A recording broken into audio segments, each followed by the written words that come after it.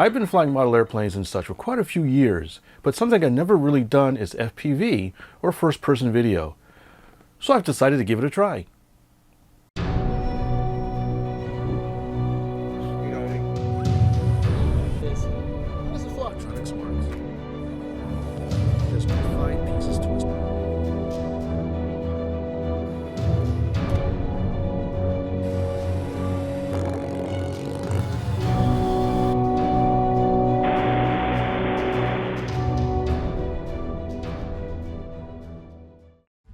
I'm starting my venture with the Tactic FPV RM1 LCD monitor with dual diversity receivers, along with a couple different Tactic FPV 5.8 GHz transmitters, like this 25 milliwatt version shown here. And since I have a ham license,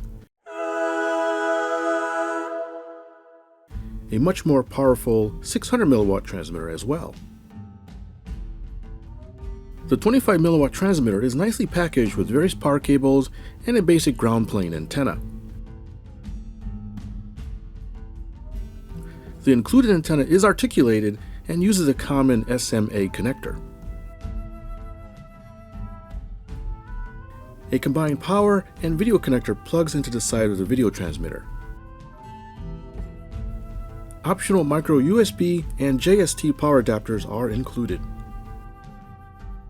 The receiver features an LCD screen and also includes a bunch of goodies inside the box, such as antenna, sunscreen, and video connectors. And of course, there's the obligatory manual.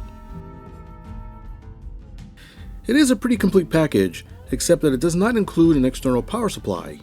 You will have to purchase a 12-volt DC power supply separately. Again, more SMA connectors to ensure compatibility with other antenna types.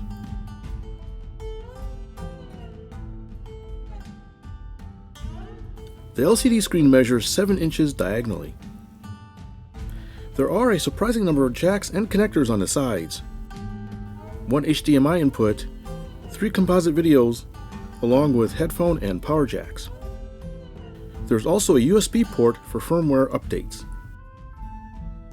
I do like the fact that it has a removable 1800 mAh rechargeable battery pack. On the bottom is a standard 1/4-20 screw hole for tripod mounting.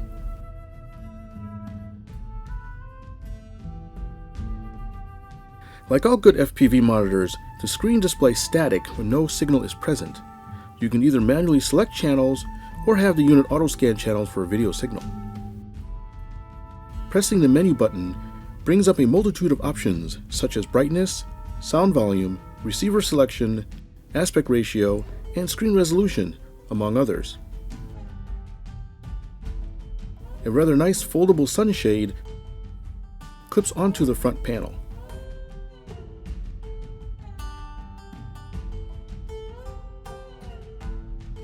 The receiver supports 8 channels in 3 different bands, so you should not have a problem finding an open frequency. With the 600 milliwatt transmitter, you get an optional aluminum heatsink along with the same set of cables as with the lower powered version. Dip switches on the transmitters select the operating channel. At 3/4 ounce, the transmitter is not very heavy. For a camera, I used the Fat Shark Pilot HD, which also includes built-in SD card for recording. The Tactic transmitter harness has connections for power and video. The camera uses 5 volts, but the transmitter uses 7 or more volts, so I had to wire the camera to use 5 volts from the receiver and the transmitter to use 7.4 volts from a separate 2S battery pack. Powering everything up, I was quickly rewarded with a nice video image. With that, I was ready to go. Look for the next episode where for the very first time I will try to fly an airplane via FPV.